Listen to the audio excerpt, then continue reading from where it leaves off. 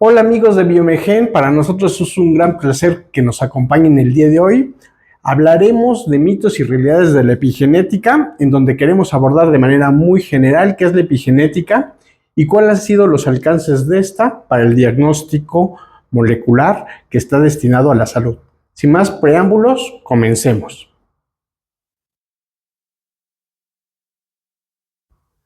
Muy bien, pues demos una pequeña introducción primero que nada de algunos antecedentes de qué es la vida. Como pueden ver, lo primero que ocurre para formar un ser vivo, pues es la fecundación.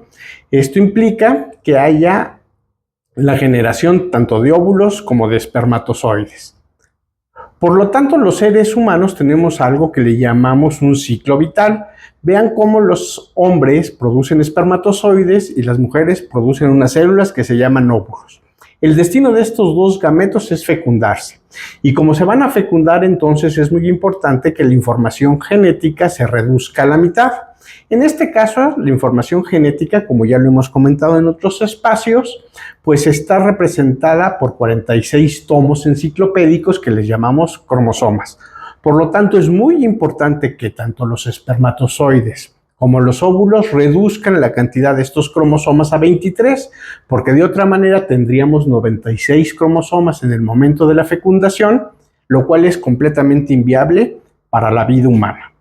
Entonces, mediante este proceso, que se llama meiosis, reducimos el número de cromosomas a 23 para el espermatozoide y 23 para el óvulo, y en el momento de fecundarse se produce una única célula que le llamamos cigoto. Digamos que es la primera célula que va a formar al embrión. Como viene producto de la fecundación, ese cigoto vuelve a recuperar la dotación completa de estas enciclopedias y tenemos 46 cromosomas. A partir de ahí, a través de la división celular que conocemos con el nombre de mitosis, se producen miles de trillones de células para producir un ser humano que nuevamente vuelve a tener 46 cromosomas. Ahora disfrutemos este video, es un video realmente extraordinario en donde podemos observar cómo se está dividiendo una célula que es el cigoto de un pez cebra.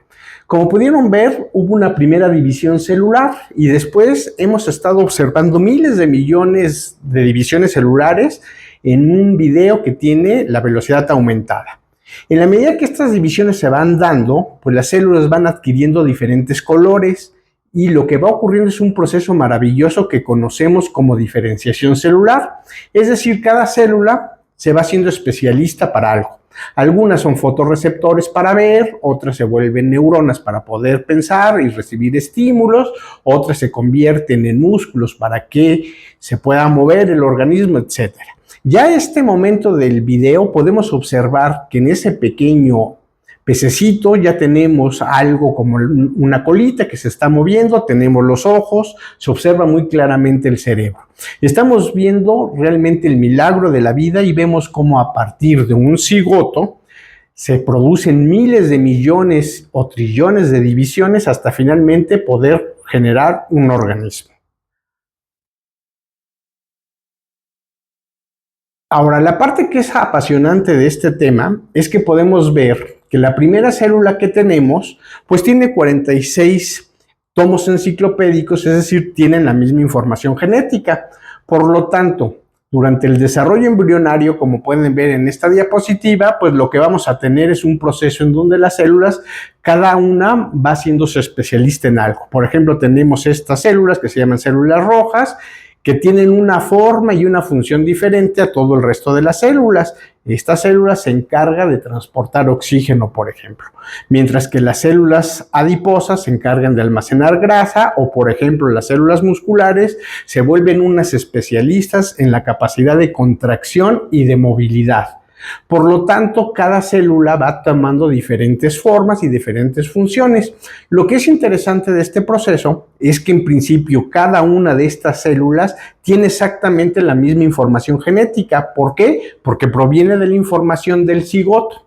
Entonces yo si quiero conocer la información genética de una personita, pues es muy fácil agarrar células de la sangre o células epiteliales de la descamación bucal y voy a obtener una información directa de toda la información genética de ese organismo porque es la misma. Entonces los científicos se han preguntado por qué siendo la misma información genética las células se vuelven tan diferentes. Bueno, pues vamos a darle alguna explicación interesante a esto.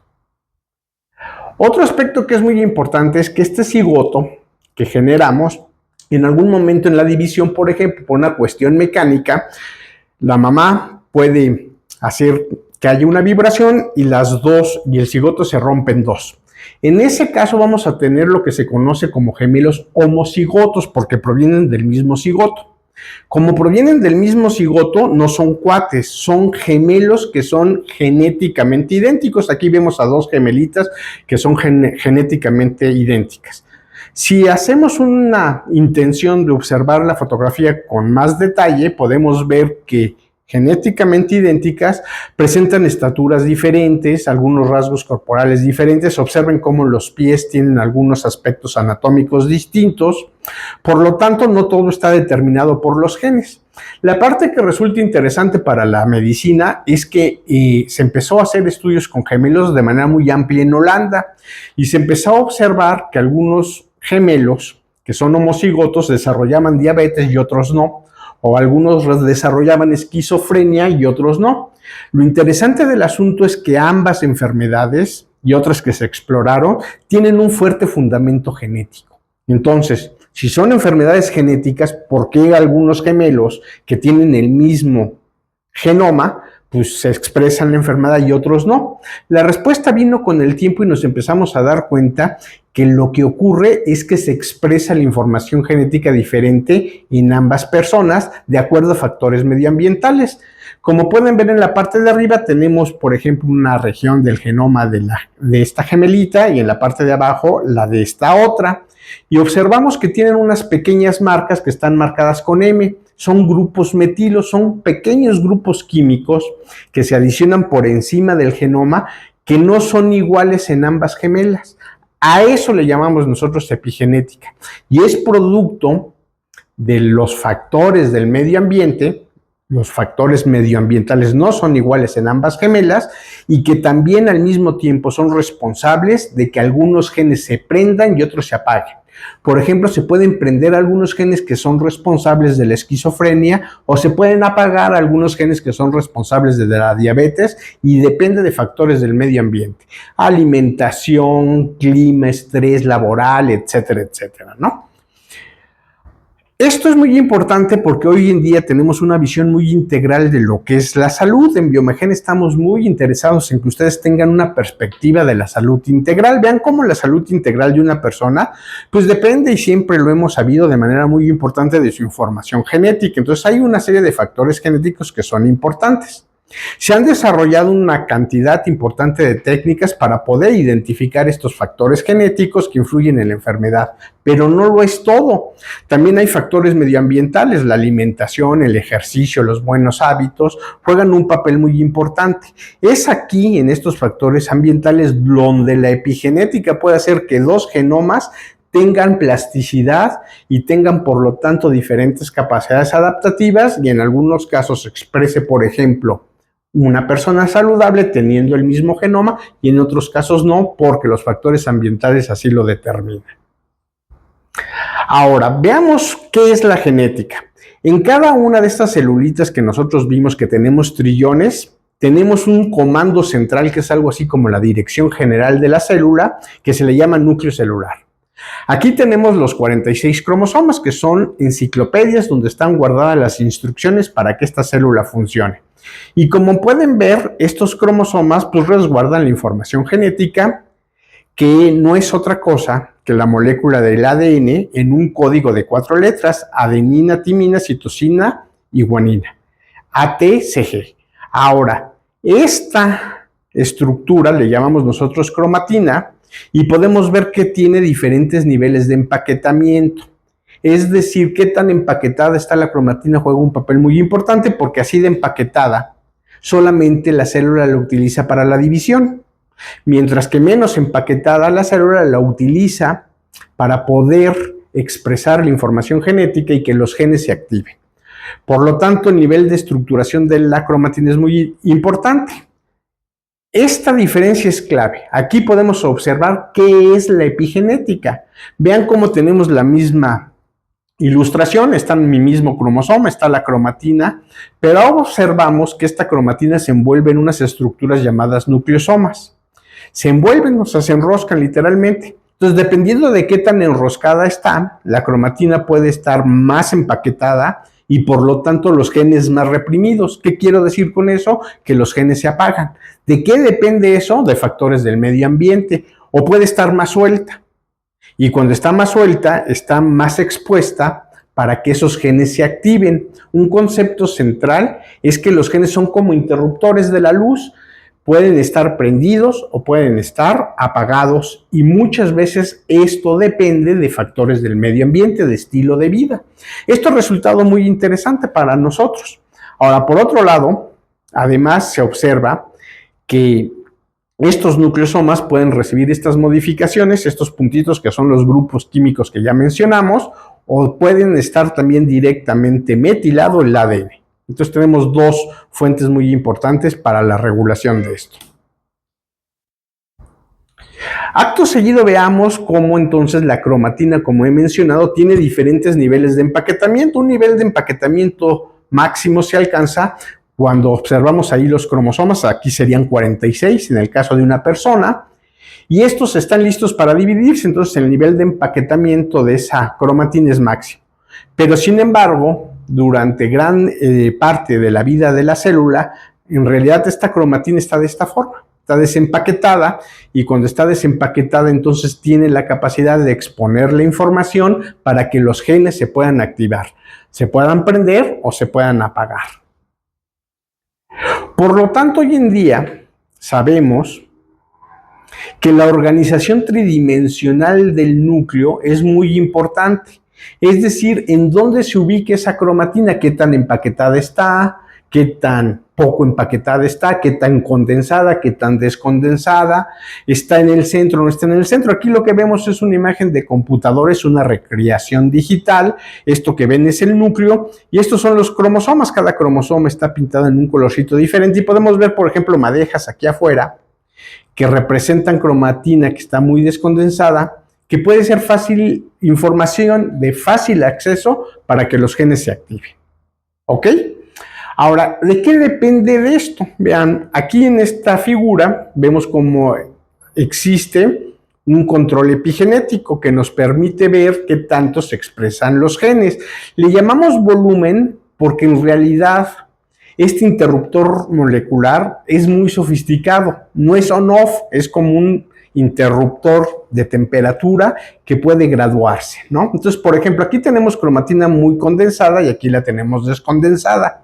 Si por alguna razón un factor del medio ambiente indica que la cromatina se tiene que descondensar es porque ese gen se tiene que activar. Por ejemplo, un cambio de temperatura que requiere que se exprese un gen que nos permite una mejor adaptación a ese nuevo estrés producto de un aumento de temperatura, un cambio de alimentación, pues requiere que ese gen se exprese y eso se hace descondensando la cromatina. Vean cómo aquí ya tenemos una cromatina más descondensada, ¿no? Es muy importante en este nivel de condensación el papel que juegan los nucleosomas. Aquí tenemos un nucleosoma y vean cómo en el nucleosoma la parte central son una serie de alteraciones químicas de pequeñas etiquetas.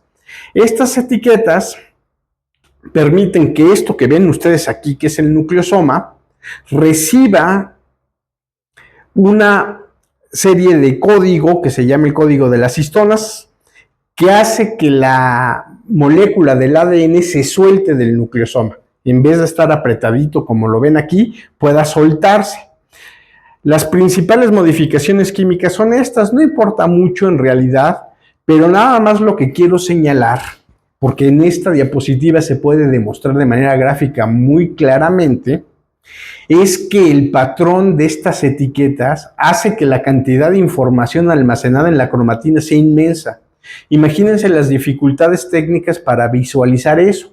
Eso se logra hoy en día únicamente en laboratorios de investigación científica que tienen algunos modelos todavía muy rudimentarios y que los experimentos que se realizan para conocer este etiquetado son muy difíciles de lograr técnicamente y muy costosos. Por lo tanto, su arribo aún a las pruebas diagnósticas es muy limitado, ¿no? Solamente contamos con una o dos que son aprobadas por la FDA y en donde tenemos claro que esa alteración tiene algún sentido. Ahora, por otro lado, también podemos observar directamente que los grupos metilo, como lo ven con la flecha, se pueden agregar a regiones reguladoras del ADN. Los genes, si son interruptores que se prenden y se apagan, tienen una región reguladora. Se ha observado que cuando se hipermetilan, o sea, cuando tienen una gran cantidad de grupos metilos, se apagan. Entonces, en algunos casos, por ejemplo, para algunas pruebas de cáncer, se ha observado con toda claridad que algunos genes claves para el desarrollo del cáncer están hipermetilados, razón por la cual se apagan, y ese apagado es lo que induce el cáncer. Entonces, primero que nada, es una alteración en el ADN que es un patrón constante, no depende tanto de los factores del medio ambiente, es constante en el tumor.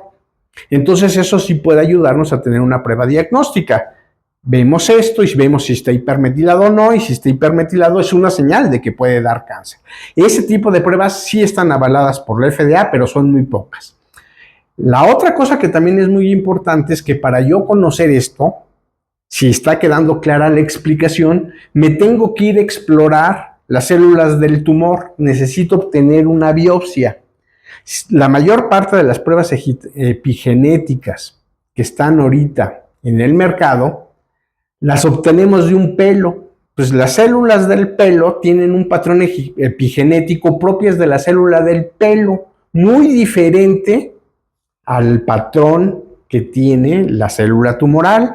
Mientras que el genoma es universal y prácticamente todas las células del cuerpo lo comparten, el epigenoma depende de la célula y depende del tiempo durante el desarrollo embrionario.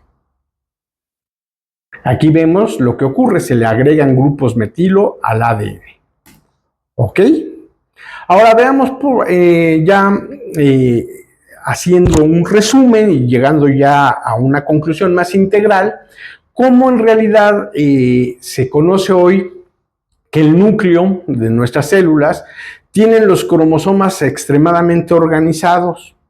Y esta organización, digamos que son como estantes que de repente pueden cerrarse y hacer que la cromatina esté más empaquetada, y entonces los volúmenes, que son la información genética, queda restringida, mientras que en otros casos, cuando se abre, podemos tener acceso a ella y se puede leer y entonces se puede expresar un gen, y eso depende fundamentalmente del tiempo y del espacio.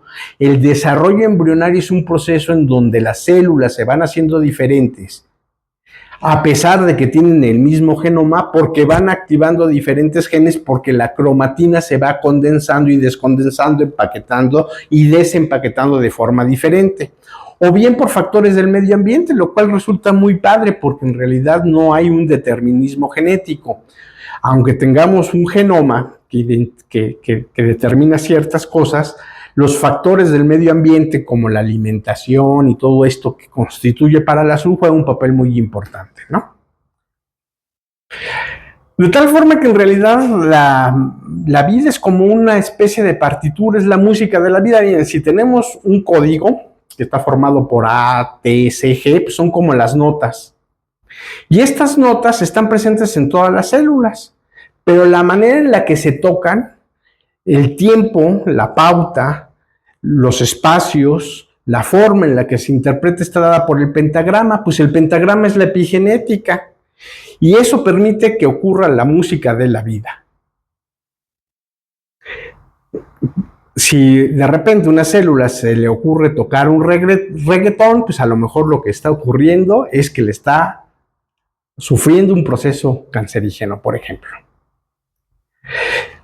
Ahora, ya para aterrizar esta información en la parte más práctica del diagnóstico molecular, vean cómo las estrategias que se han venido desarrollando en los laboratorios de investigación científica pues se consolidan en un tiempo. Empezamos con la citogenética, en donde podíamos, por ejemplo, ver cromosomas a través de cariotipos. Luego se desarrolló una técnica que se llama FISH, que permite colorear los cromosomas. Varias de las figuras que ustedes observaron en la presentación, los cromosomas estaban coloreados por esta técnica.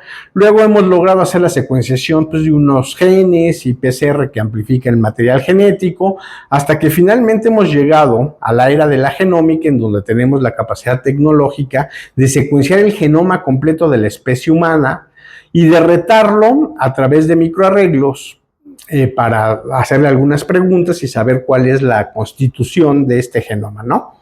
Finalmente, en la última etapa, tenemos dos pruebas que están emergiendo apenas, bastante bien consolidadas en la ciencia básica, pero que todavía ustedes deben de tener mucha precaución de confiar en la salud, en confiar en su salud en este tipo de pruebas. En primer lugar está la metagenómica, que lo que implica es el conocimiento del genoma de miles de microorganismos, por ejemplo. Entonces el microbioma es un tema muy bonito, en algún otro momento tendremos una oportunidad de hacer una plática de eso. Y la epigenética, efectivamente la epigenética pues va a revolucionar el conocimiento de la salud y de la enfermedad. Todavía hay muchas cosas que tenemos por contestar, existen un par de pruebas avaladas por la FDA, pero todo lo demás entra dentro de los mitos. Por favor, no pongan su salud en algo que sea tan riesgoso como eso. Si ven que les están pidiendo pues un cabello para conocer la salud y la manera en la que funcionan las células hepáticas, por ejemplo, el hígado para cuestiones relacionadas con obesidad, pues lo más seguro es que sea un fraude. Por lo pronto hasta ahí vamos, ¿no? Sí tenemos un conjunto de pruebas diagnósticas ampliamente validadas por la FDA y por los organismos internacionales a nivel de genómica por la secuenciación de siguiente generación. Pues muy bien, si tienen alguna duda, pregunta, comentario, como siempre para nosotros es un placer. Pongan su salud, que es lo más valioso que tenemos, en manos de los expertos. Y por favor, cualquier pregunta que tengan, comentario, interés de algún tema en particular, pues contáctense con nosotros. Yo soy el doctor Rangel. Cualquier duda o comentario, por favor, los leemos aquí en los comentarios y consulten cualquier información que tengan en nuestras redes sociales. Ahí con todo gusto los atenderemos.